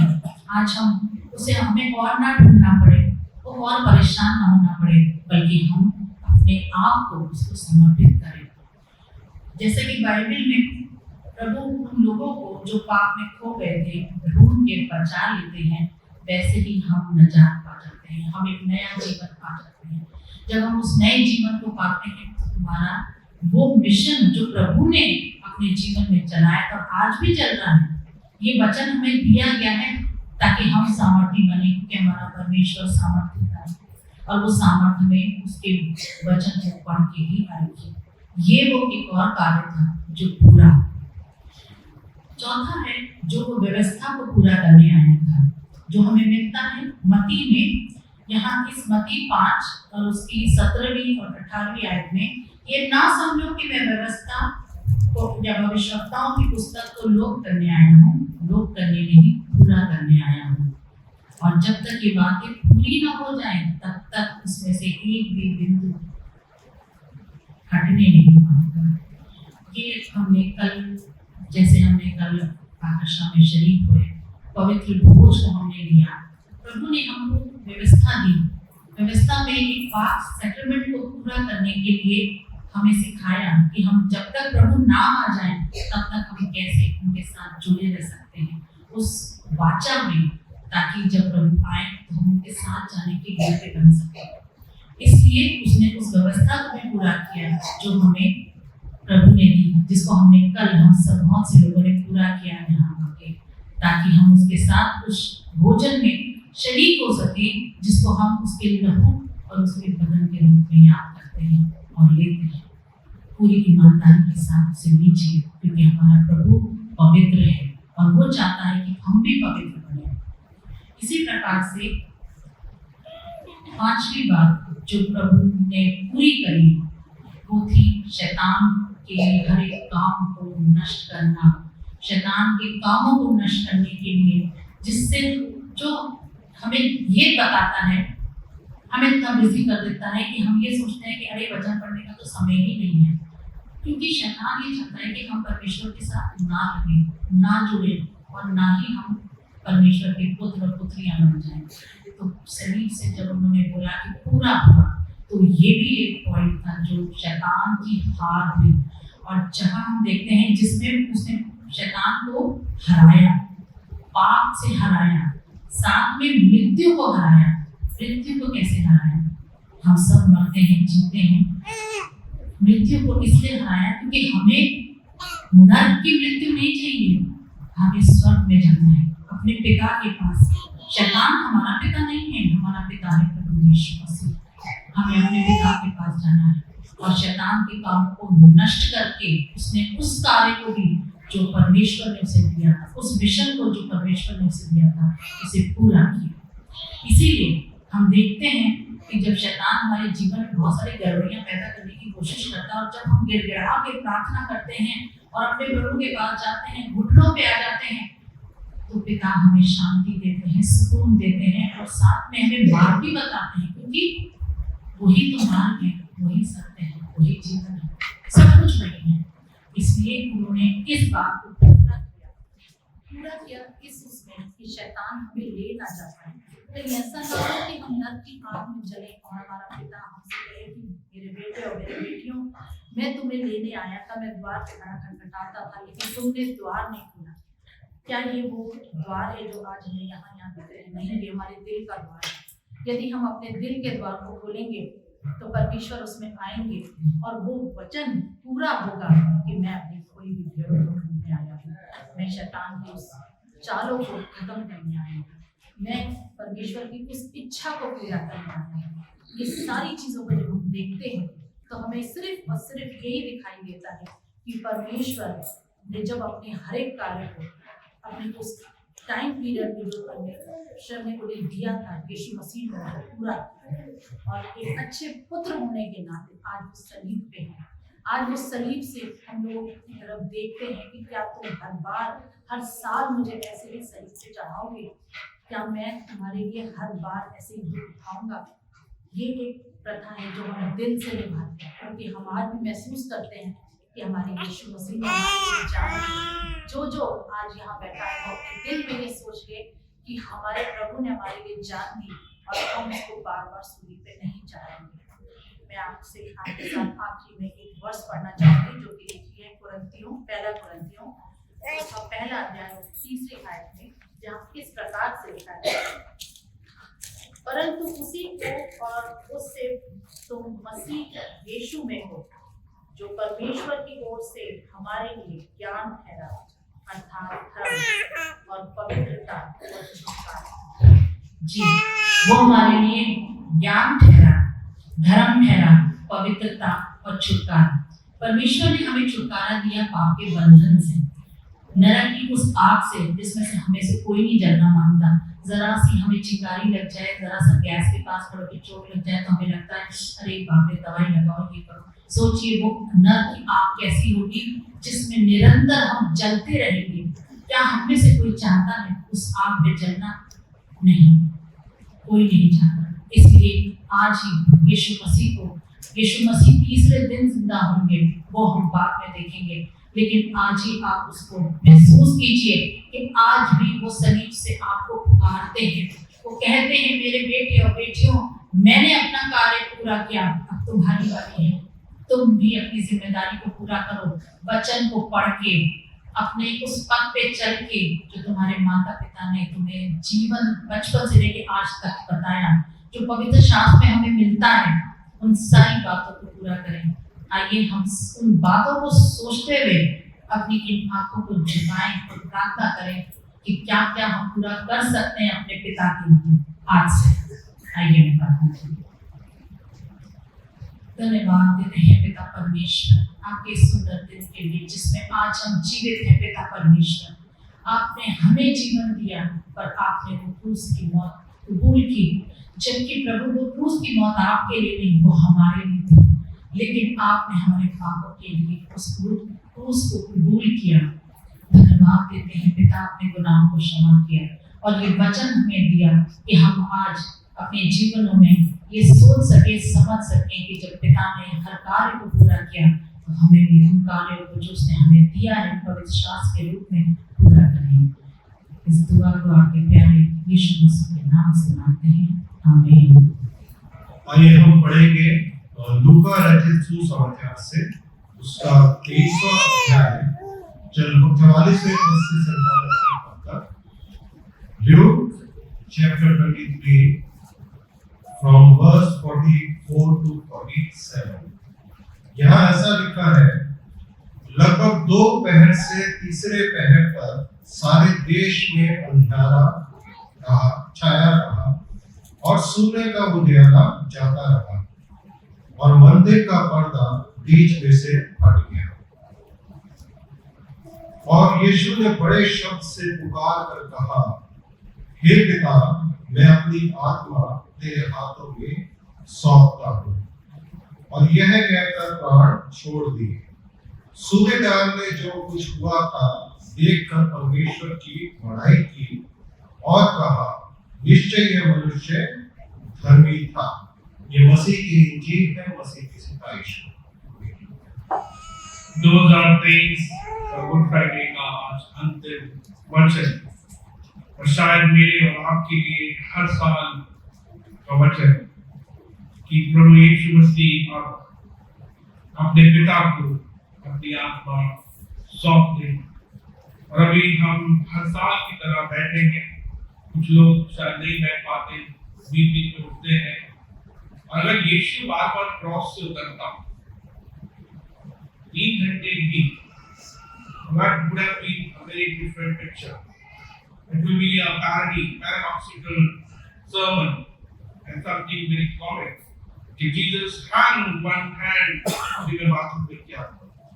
Jesus hang on the other, अभी मैं पानी पी क्या? Jesus hang with the knee feet, अभी मैं चर्च की चक्कर लगा क्या? And that's something to be need to understand Shantinivas family and the members who do that. We all do not have the urinary problem. हम सबको bathroom की पेशाब आदि की तकलीफ नहीं है. Also at the same time we not suffer from the piles that we cannot sit. But see, the Lord hung on the cross, and that is the disgrace that He is hanging and we are roaming. Hallelujah. And this is not something that I have to teach again and again. मुझे बार-बार बताने की, पढ़ाने की, सिखाने की जरूरत नहीं है कि प्रभु यीशु मजाक नहीं है। गुड फ्राइडे मजाक नहीं था। गुड होने का मतलब किसी को मरना है और हम 3 घंटे भी, और आप तो शायद 3 घंटे से पहले सर्विस खत्म होने वाली। Hallelujah. We are not having 3 hours meditation, but just God is hand. रोज मेरे घर में भी वो देखता जब हम उसकी पहुंच करते हैं। और आज प्रभु यीशु उसी कलीसिया के सामने तो शायद लेट आए, शायद जल्दी भी आए, और शायद कुछ देर या किसी का लंबा सफर है तो हम अपना ध्यान भटक जाए। पर अगर प्रभु यीशु ये सब करने लगे, बार बार क्रॉस से उतर के घूमते फिरने जाने लगे, तो the death became the joke for us, and that death is not a joke for you and me. And Jesus is helping us. अभी शुरुआत में उसने हमें जीना सिखाया और अंतिम वचन में हे पिता मैं अपनी आत्मा तुझे सौंप। He is trying to teach us how to die in the Lord. और ये बात परमेश्वर को पहले से पता थी। पहले से कब पता थी? क्योंकि हर साल यरूशलेम के मंदिर में अपने माँ बाप के साथ में आप आए हैं। कई तो बड़े हो गए, कई यहाँ सामने पैदा हुए और हर साल गुड फ्राइडे में हम आते हैं, लेकिन भूल जाते हैं कि good Friday what it meant for. अगर भजन संहिता उसका 31 पद और 5वां पद आप देखते हैं, this is the same prayer और Jewish teachers, Jewish people teach their children कि अपनी आत्मा यहोवा को सौंपना। अगर आप पढ़ेंगे भजन संहिता 31 उसका 5, और जीसस added, उसमें यहोवा है, परमेश्वर है, लेकिन यीशु मसीह ने एक वर्ड ऐड किया है, वो क्या है? हे पिता। क्योंकि अब वो यहूदियों का एक परमेश्वर नहीं है, वो यहूदी यहोवा राफा ही नहीं रह गया, बल्कि पूरे यूनानी, पूरे रोमियो और पूरे तमाम सेंचुरियंस, तमाम सभी लोगों का पिता बन गया है।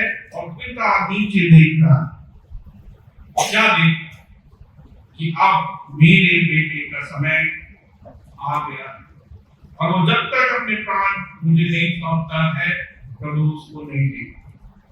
ना डेथ बेड या घर में हम सफेद हमारे पास आती है, परेशानी आती है, and this simple word teachers कि मुझे अपने आप को सौंपना है।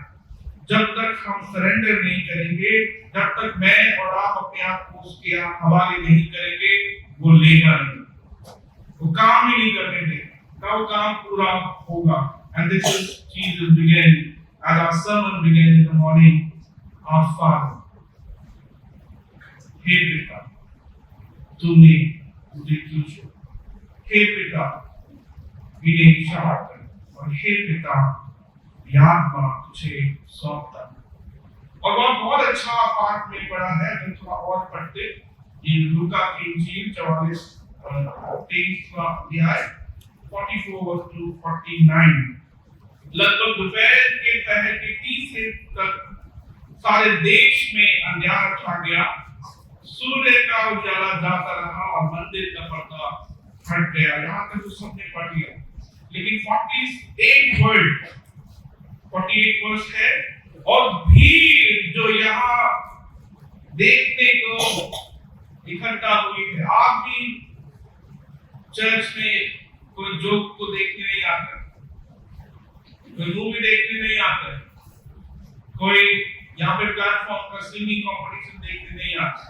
वो भीड़ जो पिछले संडे हाथ में जुलूस के पाम संडे के दिन, वो पूरी की पूरी भीड़ यीशु के साथ अंदर तो आई, लेकिन सिर्फ देखने के लिए यीशु को कैसे मारे। और वो भीड़ में से एक भी व्यक्ति आकर नहीं बोलता है कि आमी तुम्हारे हाथ दिए हो।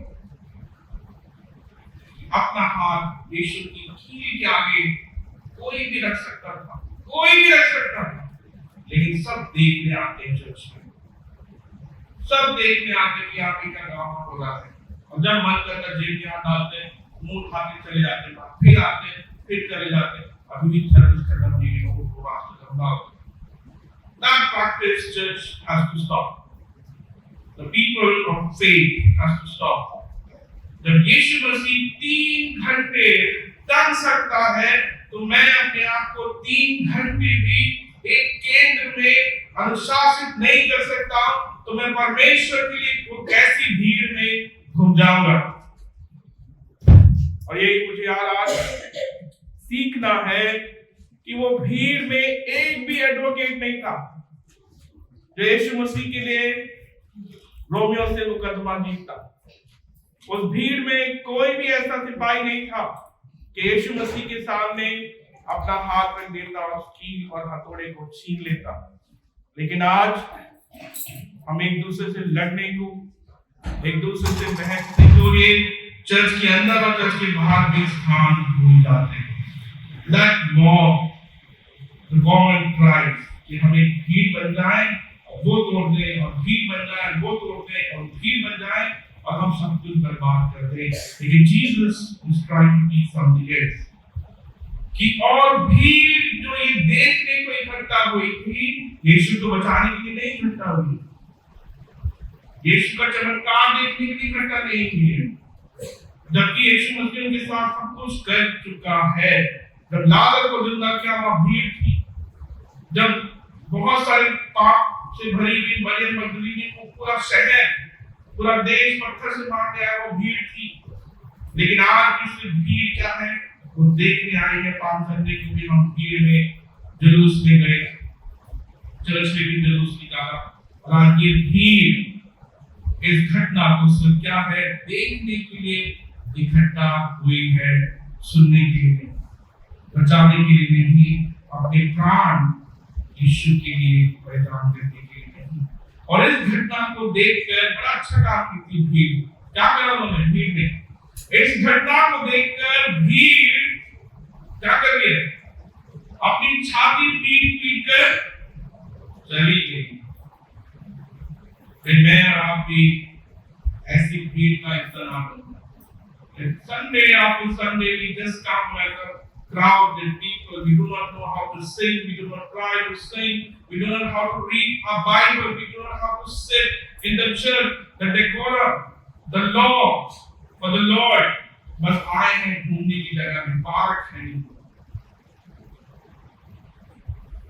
ये पार्क नहीं। गुलगुता की पहाड़ी में उस भीड़ को देखने यीशु मसीह भी बैठा हुआ, and Yeshu is not roaming around, he is doing the business, क्योंकि उसको ransom करना है। मैं और आप भी यहाँ पर परमेश्वर का काम करने का उस भीड़ के लिए नहीं जिसको यीशु ने खो दिया।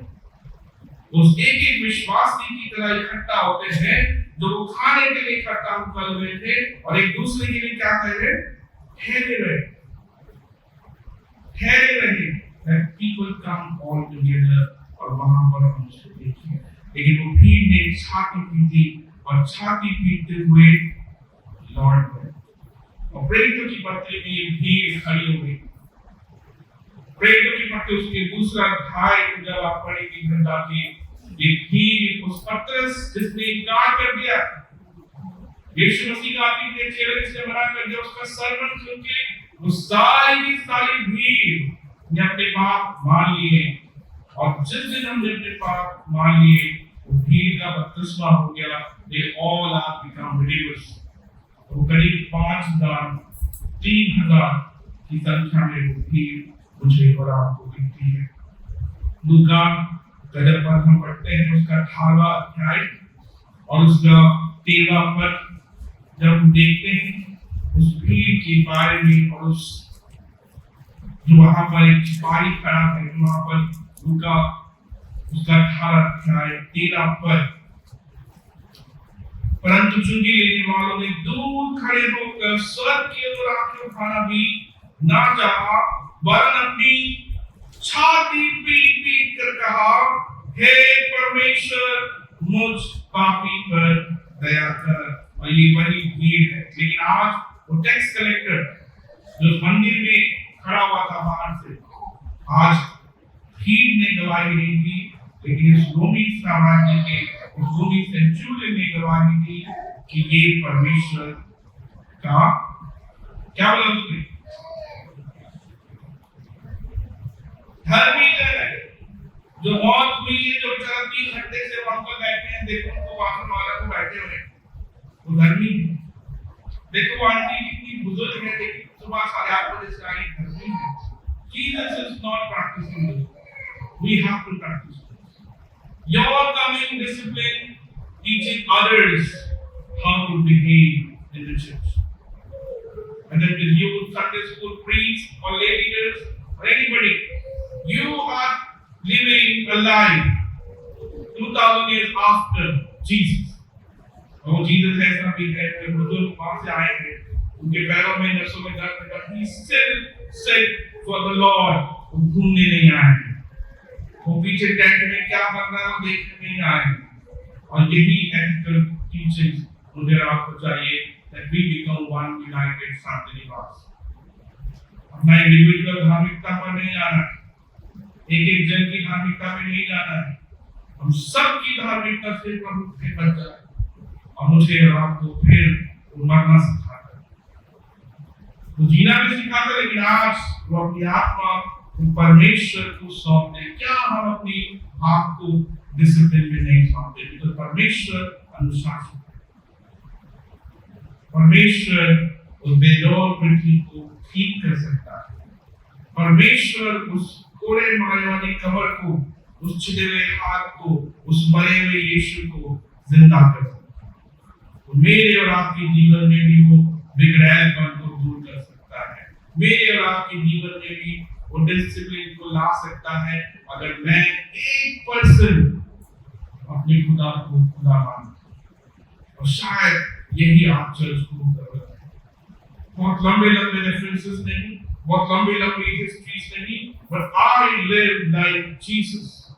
I try to live like Jesus. I try to act like Jesus, and I not sold my spirit to the jobless, youth, बेकार के कामों में, but only God. और ये टीचिंग्स यीशु मसीह को यहूदी काल से जब वो छोटे थे उनको सिखाया गया, और उन्हें पता था कि मरने पर ये कलमा बोलना है।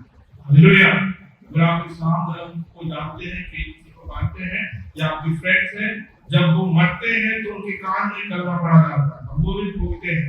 लेकिन हम मरते, हमें बचा लो, हमें वेंटिलेटर में डाल दो। Somebody rest in peace and living। अभी भी ऐसे लोग हैं जिन्होंने अपनी मरने की तैयारी कर ली है, अपने सारे सामान इकट्ठा कर दिए हैं, इसलिए नहीं कि बचना है, जल्दी जाना है ताकि प्रभु से मिलना है। नॉट कॉस्टिंग कि मुझे बचाना है, बट लिविंग, मुझे अब सुगता की पहाड़ी को छोड़ना है। अब ये भीड़ छाती पीटती हुई चली जाएगी। कुछ लोग अपने घरों में वापस चले जाएंगे, कुछ केले डर के मारे अपर रूम को बंद करके बैठ जाएंगे जहां पर भी प्रभु किया था, और डर के मारे द्वार भी बंद हो जाएंगे। लेकिन कुछ लोग वहां पर खड़े रहेंगे। और क्या लिखा है कि कुछ वहां पर थे, कौन लोग थे वहां पर? लूका 23 में बड़ा सुंदर लिखा हुआ,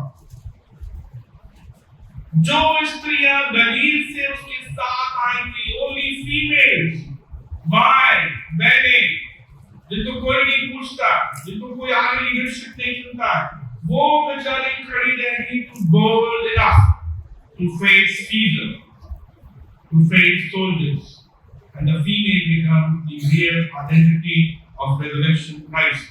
और मृत्यु के बाद पुरुषों को नहीं चुना, महिलाओं को चुन लिया है, क्योंकि वो अपने उद्धारकर्ता की देह को देख ही नहीं रही थी, बल्कि उसके साथ जो जान पहचान और स्त्रियां गलील उसके साथ आई थी, दूर खड़ी होकर ये सब देख रहे हैं।